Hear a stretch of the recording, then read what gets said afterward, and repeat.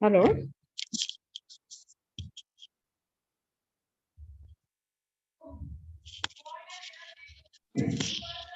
Good afternoon, ma'am. Good afternoon, ma. Yeah, are you able to hear me, ma? Yes, ma'am. Yes, ma'am. Yeah. Okay, so let us begin today's lesson, ma. One second.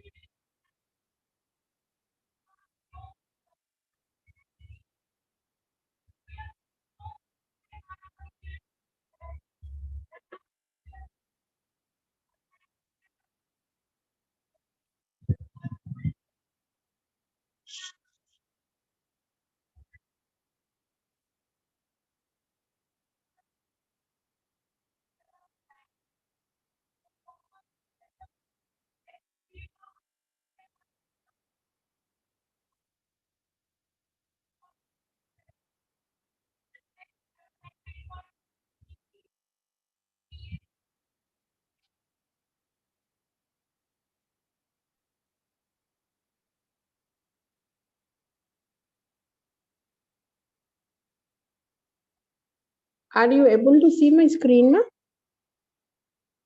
Yes, ma'am. Yes, ma'am. Yeah, it has come as media literacy, right?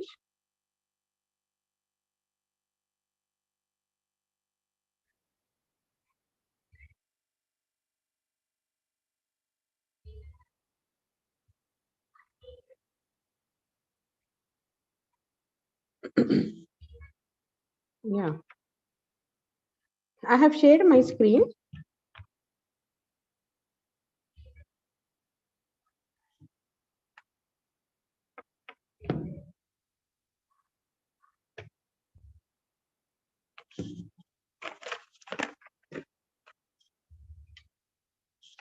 Yeah, are you able to see my screen? This shared screen, ma? Yes, ma'am. Yes, ma'am. Yeah. So you remember we have learned about the media literacy last week, right? Just to review.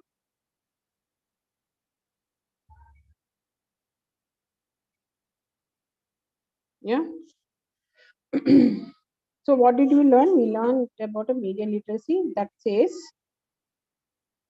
according to the Center for Media Literacy, it states that media literacy is something that provides a framework to access, analyze, evaluate, create, and participate with messages in a variety of media forms that includes print or print to video and the present internet, right?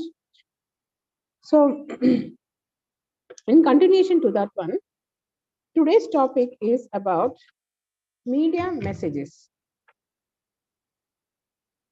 Yeah. So we are today learning about the next lesson that is called as media messages.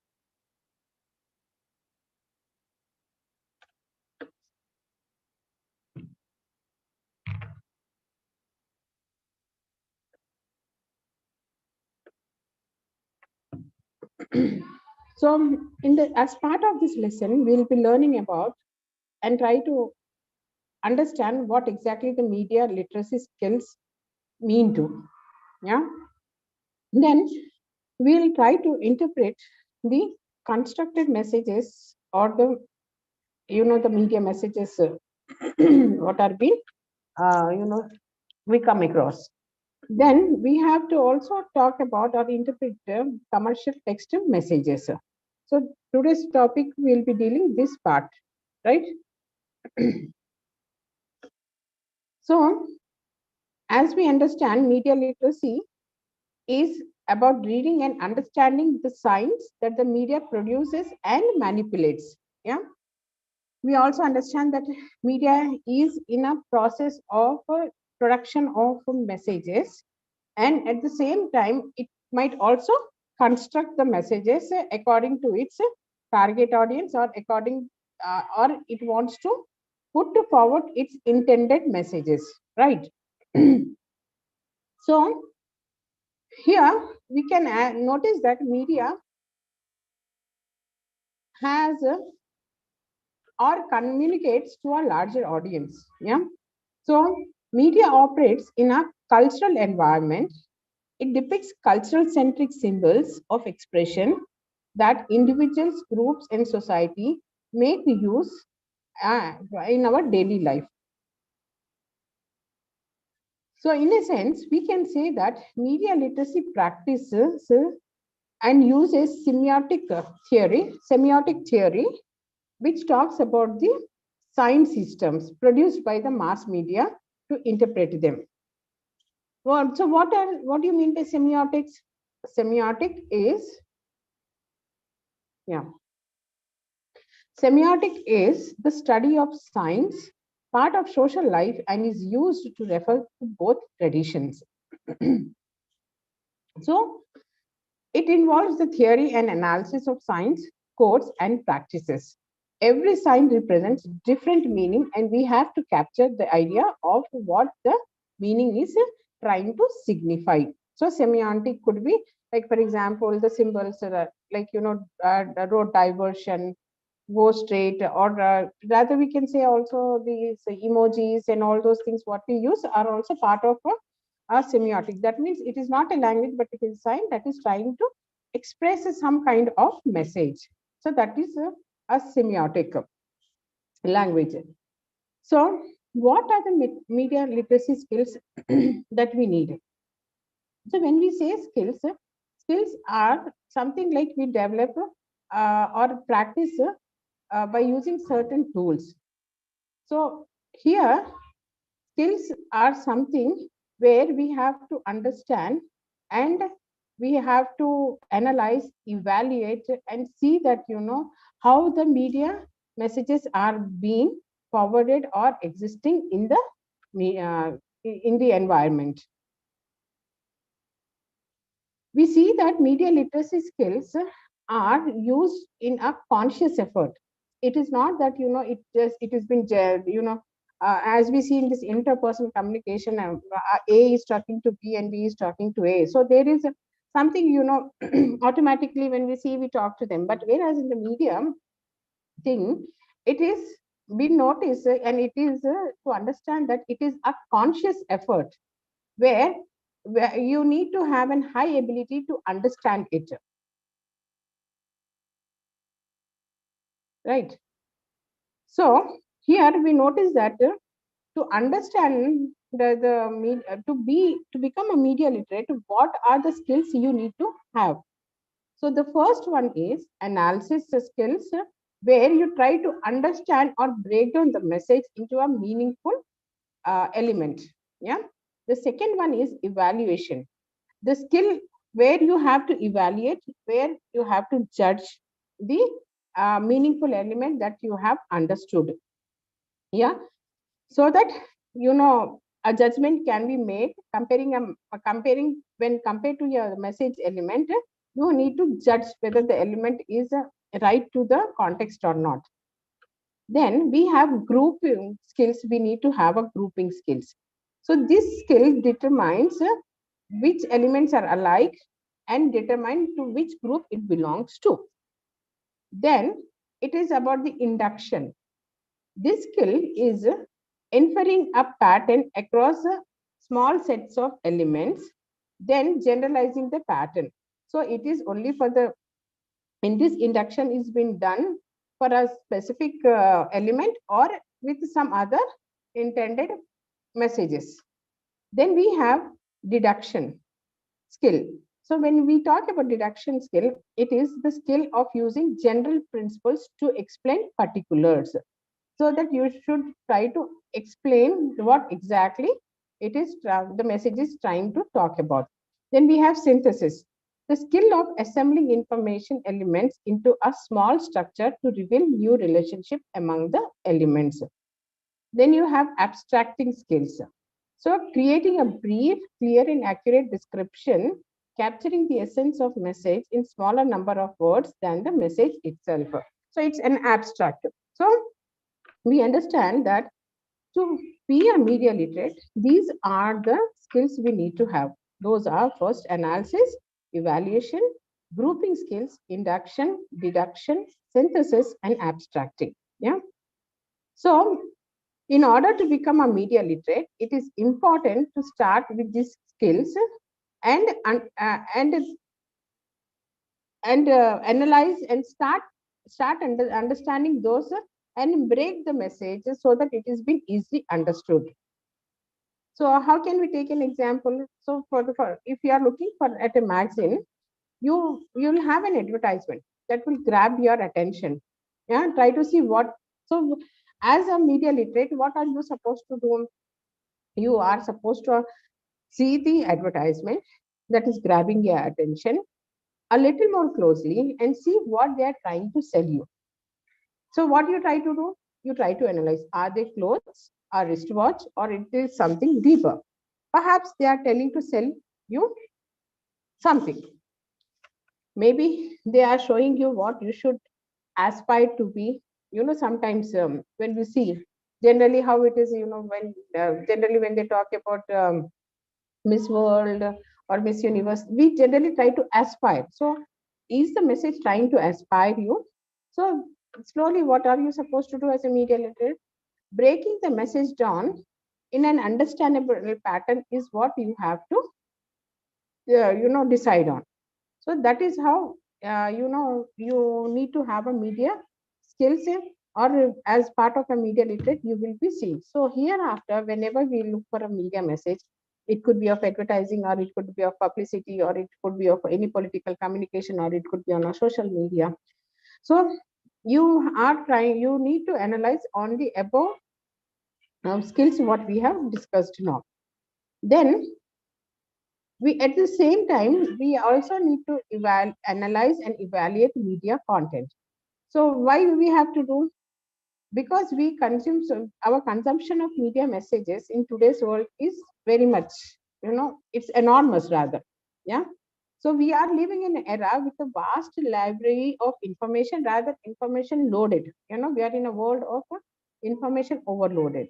So in order to pick up what we consume, it is first we have to see with so much of information coming. Like for example, when you are when you Google down something, what is that you type your topic? So in that you have so many number of pages. So how do you come to analyze that one? So how do you decide what is that you have to do?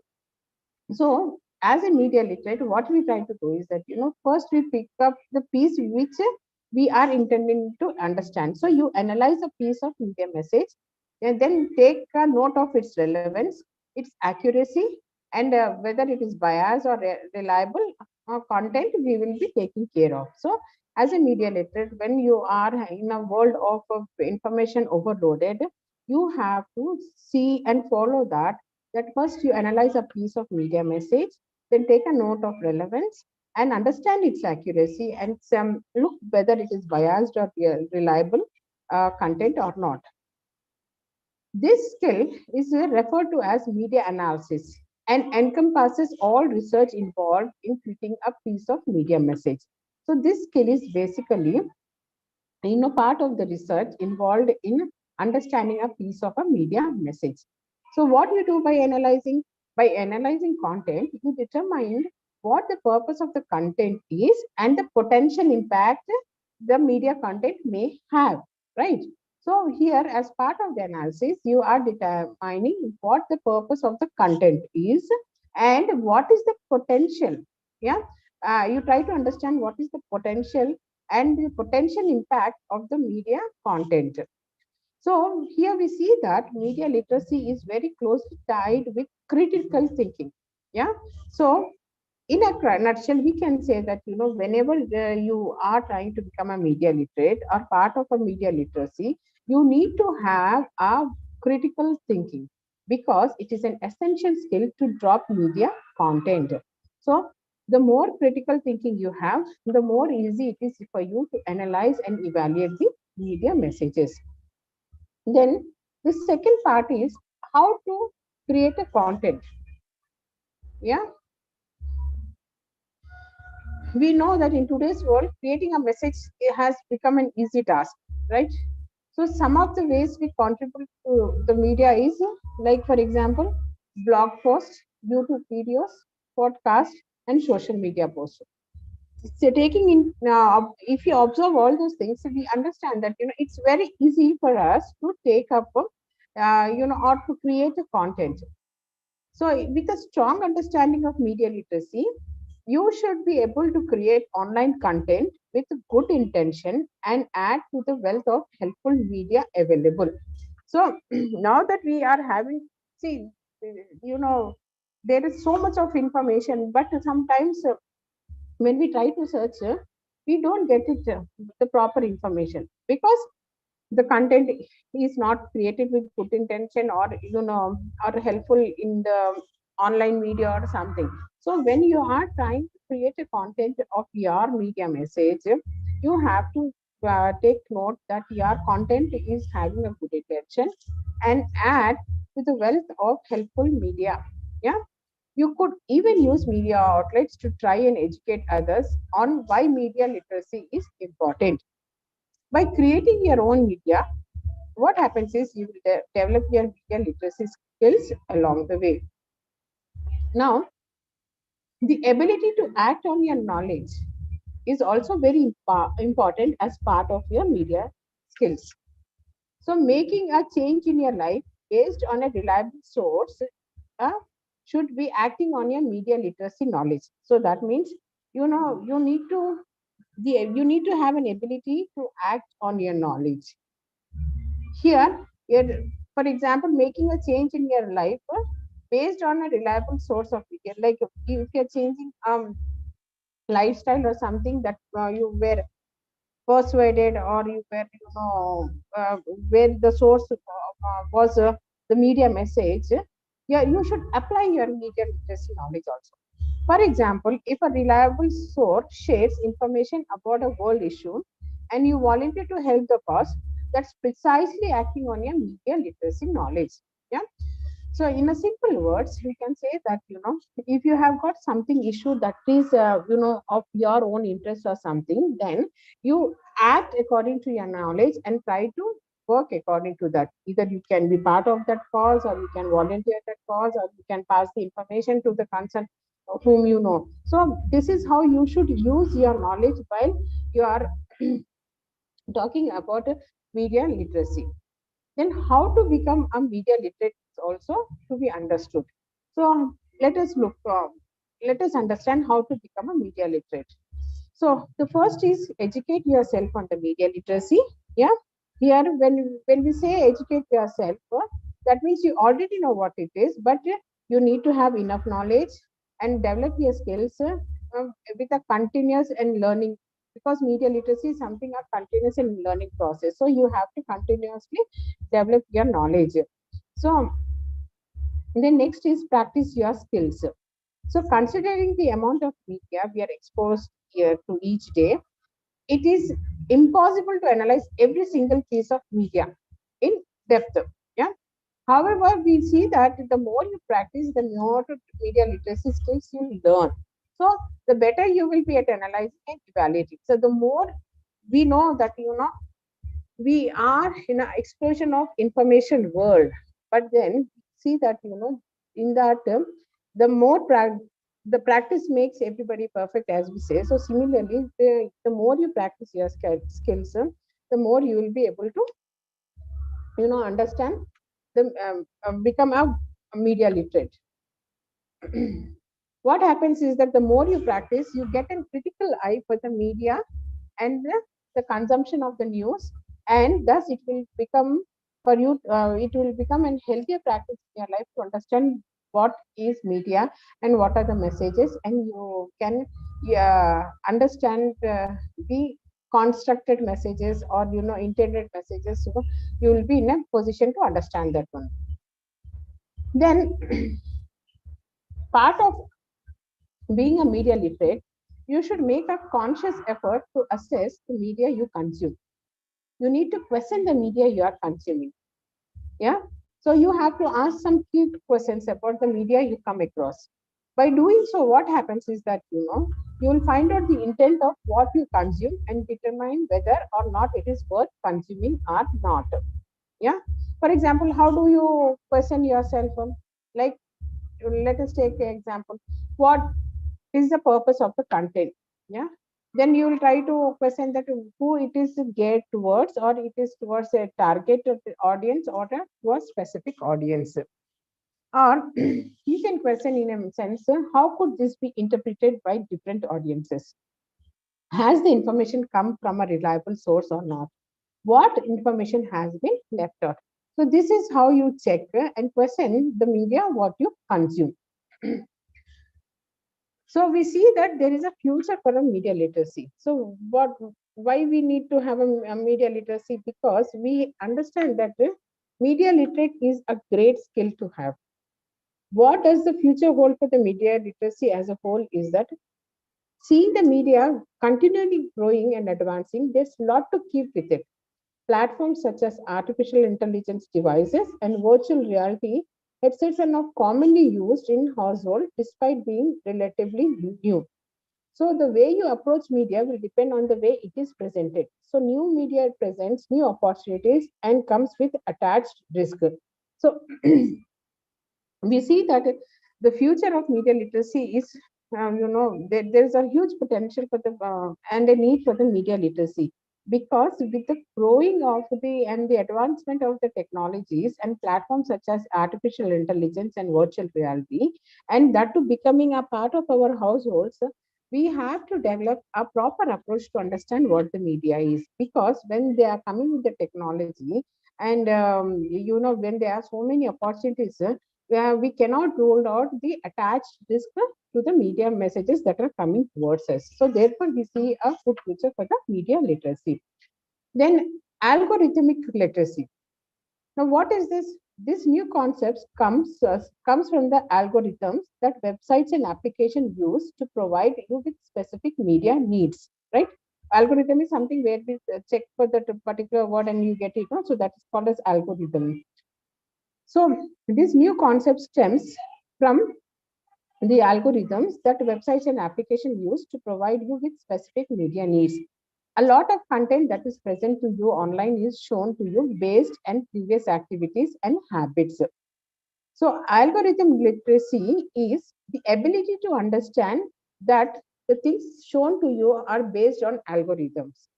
It is important to understand that you may not be receiving the full information available on a topic if it is personally targeted towards you. You may be shown what algorithms determined it and is relevant to you. As algorithms grow stronger and manage to target you with even more specific contents and ads, we expect algorithm literacy to become more important in the future. So thus we see that algorithms as are growing stronger and managing to target with their specific content in ads. In terms of that one, we need to understand the algorithms, and we, there is a need and necessity in the coming future. Then let us understand information processing task. So a sequence of tasks of filtering media messages, then matching meaning for construction of meaning. Yeah, it is a sequence of tasks of filtering media messages. Then we have to match the meaning for the construction of the intended messages. So that is the information processing task. We see that these are all the three different things which we have, uh, we can see in the future: media literacy, algorithm literacy, and information processing task. Now, interpreting media messages. So as we know, the communication process is something of representation and interpretation, right? Media is the form, channel or the vehicle, form for spreading the media. Media channels are the forms of communication. Yeah, individuals from society share thoughts and understanding with each other. Media develops human ability to reason and understand what it presents to the world. So individuals experience, media directly, but they receive words, sounds, and images impact both directly or the indirect. So media develops human ability to reason and understand and what is presented to the world. But then we see that individual experience could be directly or indirectly with the media messages, where they might come across the words or sounds or images. Okay. So now we have to understand that how do we interpret the media messages? Yeah. An important aspect of semiotic analysis is identifying the relationship between specific sign with a structurally organized group of signs in order to examine the way in which meanings are produced. Semiotics is a critical theory that explores all signs making and interpreting activity in numerous media domains. Just now we learned what is semiotic. Semiotic is a sign language, with the signs and all those things. It doesn't speak, but it will definitely convey a message. So take a diversion, please stop, no parking, and all those things are part of the semiotics. Yeah. Now let us see how can we interpret the message through semiotics. Understanding the media messages as part of semiotics. Semiotic method as applied to media content sheds light on the hidden or underlying meanings. Considered in this way, the primary objective of media semiotics is to study how the mass media create or recycle signs for their own ends. So, semiotic has developed in relation to social cultural issues. Meaning is no longer considered to be an individual. Rather, it sees as a result of a process in which an individual takes part in the society through the coding and decoding the cultural values and societal norms of the time. Semiotics concepts offer potential for further understanding of whole media in all new forms. They offer different perspective for understanding how meaning is derived through interpretation and interaction with the media. So, what do you mean by visual semiotics? We are surrounded by symbols, signs, images, and this is utilized for communication. The meaning comes out of an interaction between the message and its reader. We must be aware of the components and the relation between them. We need to be aware of the hidden impressions and the meanings embedded in the images. Only through sophisticated analysis the hidden meaning can be recognized. Visual semantics deconstructs the communicative visual to attain the meaning of ideology. We human beings are surrounded by signs, which are a process in the entire life as a learning to use and signify them. We see that reading is one of the most essential activity carried out by human because by reading we encounter the meanings in our environment.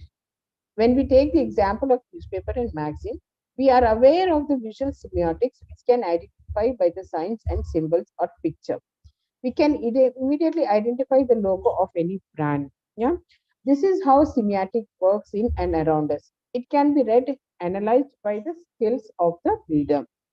The en- the entire world is tied up by information and communication, which is again bound by semiotics, which is sign of which is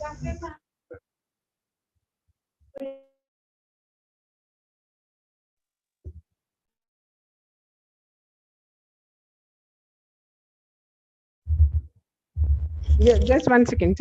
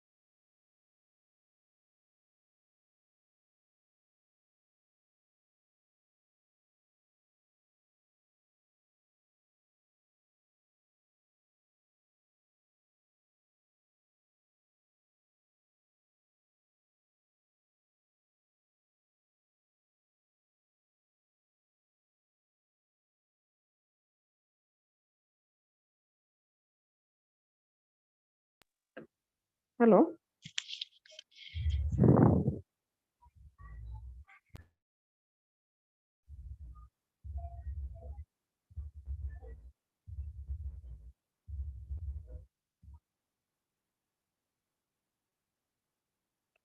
Mr. Chandrasekhar, are you able to hear me? Yes, ma'am. Yes, ma'am. Yeah. Sorry, yeah. Actually. So, what are visual semiotics? Okay. How do you say that it is Raymond's? How do you say it is Van Heusen? How do you say Alan Solly? So it is this something where it is talking about the brand, yeah, the logos that are trying to communicate with you. So that is part of the visual semiotics, yeah. So as a student of communication, we understand that communication is just not talking, speaking, reading, but even this, there is a language for a sign that conveys some message and it has some intended messages, right? So that way, that is part that is called as a visual semiotics. But then we understand that there are certain limits of semiotics also. We, as we understand, semiotics is a science and it's a different forms of science that communicates messages.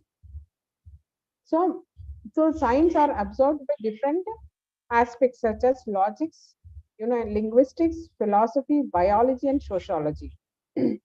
So semantics is assessed as science, method, fashion, movement, theory, meta theory, or even ideology. So therefore, it is difficult to structure a manual version of semiotics. The field of semiotics is outreaching in the field of language and linguistic science. So, in a crux, we say that semiotics is something that is related to every aspect of our life. Let it be science or fashion or a movement or an ideology or something.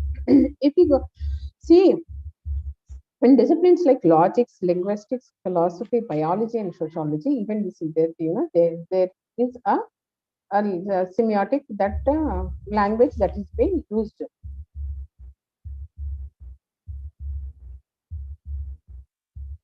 So, hence we understand that semiotic is observed as general and uniform phenomena that connects all forms of living nature, social and cultural life. The next, how education is related to semiotics. We understand that semiotics cannot be detached from education. All knowledge is interconnected and knowledge is intertextual. Now, this interconnectivity of knowledge is to construct a new message. When there is interaction between teacher and student in a classroom, there is a system that represents signs and meanings. Thus, there is a relationship between sign and this sign operates with different systems. So, if there is a class teacher who is teaching a mathematics, so for the integers they have their own, form, what representation.